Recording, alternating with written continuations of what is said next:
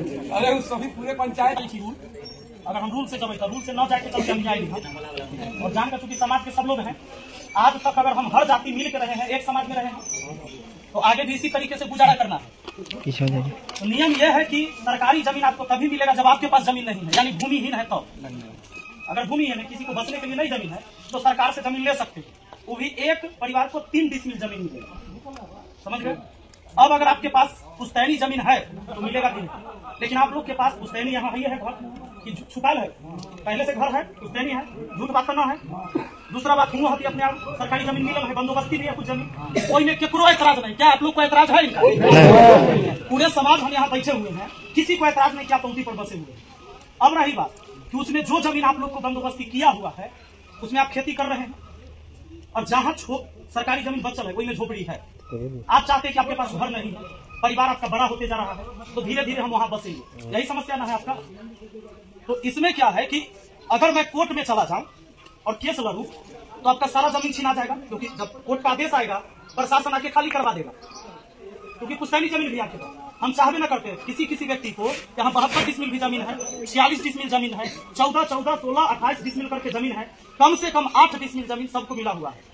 अगर हम कोर्ट से लड़ेंगे तो भूमिहीन व्यक्ति के पास ही जमीन रहेगा, वो भी 3 डिसमिल रहेगा। लेकिन हम नहीं चाहते हैं, ये है समाज में है, नियम पले बढ़े हैं, और आप लोग के सहयोग से ही हम मुखिया हैं। तो आप जहां बसे हैं बसे रहिए। अगर इस समाज के कल्याण का काम होगा तो फायदा आप सबको भी। और हम ये कहना चाहते हैं कि कोई भी व्यक्ति अगर ये सोचते हैं कि इस समाज में हमारे पासवान भाइयों के साथ अन्याय है, तो अन्याय की बात नहीं है। सरकार किसी को आवास न दे, कोई को आवास न दे, सभी पासवान जाति के लोगों को वहां पर आवास बनवा दे सांसद महोदय आके, हम लोग नहीं रोकेंगे। क्या आप लोग रोकने के लिए तैयार हैं? माननीय चिराग पासवान जी, आप सुन लीजिए, समाज में बैठे हुए हैं और डीएम साहब समाज शास्त्र पढ़े हैं आप, लेकिन प्रैक्टिकल यहाँ होता है समाज का। यहाँ हर जाति के लोग बैठे हैं। आप हमारे सभी पासवान भाई जो बेघर है, जिनको झोपड़ी का घर है, सबको आप बनवा दीजिए यहाँ बस, पूरे गांव को रोक के सबको छत के घर बनवाइए, कोई नहीं रोकेगा। अगर कोई भूमिहीन है तो हम अपना जमीन दान देने के लिए तैयार हैं, लेकिन अगर इस समाज के फैसला को रोकिएगा तो लड़ाई हम अंतिम समय तक लड़ेंगे, और अंतिम सांस तक। इस बात को याद रखिएगा। आप लोग ये बात चाहते हैं कि नहीं चाहते, बोलिए। तो जितने लोग वहां विवाद कर रहे हैं, पूरा समाज यहाँ बैठा हुआ है उन्हीं के न्याय के लिए, लेकिन वो लोग यहाँ नहीं आ रहे हैं। काहे की कहावत है, वो चोर सा हिंजोड़, तो वो लोग यहाँ नहीं आ रहे हैं। और राजनीति दाव खेलने वाले लोग उधर से जाके कनफुसकी कर देते हैं कि तू है मेरा, ये तो तोड़े हो जाता। सरकारी जमीन अगर आपका है तो छत के घर का है नहीं बना इतना दिन, आपको भी पता है कि कहीं हटा देगा, कहीं तोड़ देगा। बात सही है कि ना? सरकार की, आप तो पुलिस में रहे हैं, तो खड़ा होइए तनी, आप खड़ा होइए।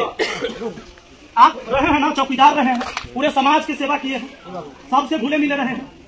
सरकार की जमीन कभी भी सरकार ले सकती है ना? प्राइवेट जमीन भी ले लेता। तो इसीलिए आप लोग से हम आग्रह करेंगे, विनती करेंगे कि आप लोग का जहाँ जगह मिला हुआ वहां पर बना लीजिए। अब तभी तो जमीन चाहिए, वो बन जाएगा ना, तो आप ही लोग की जमीन का वैल्यू बढ़ जाएगा। वो जमीन का कीमत जो कल बढ़ जाएगा, वहीं पर दौड़ी दुकान सब शुरू करिएगा, आप ही करिएगा, क्योंकि बगल में आप ही का है। और ये पूरा समाज नाम लेगा कि आपने भी त्याग दिया, जिस जमीन को आप इतना दिन जोत रहे थे, खा रहे थे, कुछ भी कर रहे थे, लेकिन समाज के नजर में रहिएगा। लेकिन अगर आप 5 व्यक्ति की वजह से अगर नहीं बना, विकास का कार्य रुक गया, तो पूरा समाज हमेशा आपको कलंकित करेगा। तो आपसे हाथ जोड़कर हमारा विनती है कि डीएम और सांसद को नहीं समझ में आता है, लेकिन आप तो इस गांव में बसे हैं, तलाक लगता है हमारे घर में, आपके घर में, तो जाति देखकर हम लोग आग बुझाते हैं क्या? सब बुझाते हैं। तो हम सबको इसी समाज में रहना है। और डीएम साहब, जब आपके सीओ मैडम ने रिपोर्ट दे दिया आपको, अरे रिपोर्ट कैसे दिया था? जमीन सही था तब ना, रिपोर्ट दे दिया, एनओसी दे दिया, वर्क ऑर्डर पास हो गया, तो केकरा दबाव में आप बंद कर दिए काम? को शर्म है? समाज के किसी व्यक्ति को दिक्कत नहीं है कि हमारा कौन जाति के आदमी विकास कर रहा है, क्योंकि अगर कचरा और गंध मचेगा हमारे घर के बगल में तो महक हमरो ही आएगा। तो हम सब चाहते हैं कि हमारा समाज शिक्षित हो, बनवाइए वहां स्कूल, दीजिए प्राथमिक स्वास्थ्य केंद्र। अगर किसी भी जाति के कोई भी नेता हो, कोई भी जाति का हितैषी है अगर, तो उस जाति के लिए ही काम करिए ना जी, किसी को दिक्कत नहीं है, काम करिए। बाकी वो लोग जो वहां चिल्ला रहे हैं, पूरा समाज बैठा है, उनको 4-4 बार निमंत्रण दिया गया है, लेकिन समाज में बैठने के लिए तैयार नहीं है। यह पंचायत का वैल्यू नहीं है क्या डीएम साहब? संविधान है कुछ, पंचायत का कोई अधिकार है कि नहीं है? अरे आप ही के जिला में आता है जगह, आपके जिला में है छुट्टी आकर यहाँ पर कभी पूछने के लिए, देखने के लिए? फरमान जारी कर दीजिएगा वहीं से।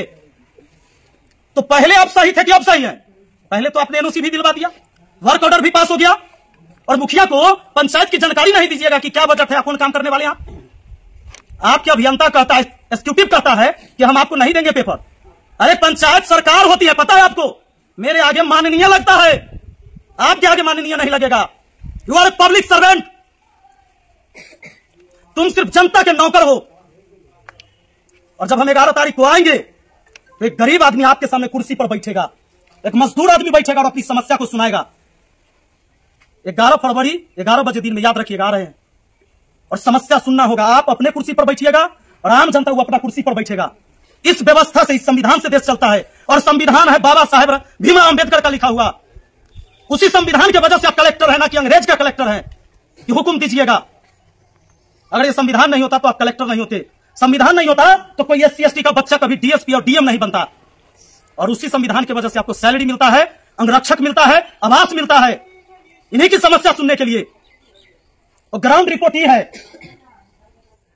कि जो जमीन पकड़े हुए हैं वो इस सभा में नहीं, चुरा के सभा हो रहा है। अरे आपके जो पुलिस पदाधिकारी और CO वहां पर आए थे, क्या वो आतंकवादी थे? उनके सामने सब चीज हो रहा था, कैसे आपने रोक दिया? वर्क ऑर्डर देने के बाद कैसे रोका? और लिखित में नहीं रोका है, मौखिक में। आपके CO और SDM कहते हैं कि DM साहब का दबाव है, लिखित नहीं दिया लेकिन काम नहीं करना है। कैसे होगा समाज का विकास? उस कुर्सी पर जब गए थे आप, अरे पढ़ लिख कर इसलिए जाता है कि समाज का विकास करा सके। और क्या है शिक्षा का मतलब, जब आप अपने जीवन में ऐसा न जाने कितनी गलतियां किए होंगे। अगर देख रहे हैं सरकार और सत्ताधारी बैठे हुए लोग, तो एक बार विचार कीजिए और ऐसे DM का जांच करवाइए कि कितनी अवैध संपत्ति इसने बना रखा है। समाज शास्त्र का ज्ञान खाली किताब से नहीं होता है, लोकतांत्रिक व्यवस्था है। इस देश में जनता राजा होता है, तो जनता राजा है तो राजा अपनी कुर्सी पर बैठेगा। 11 फरवरी को हम आ रहे हैं, मिलिएगा जरूर। बहुत बहुत धन्यवाद।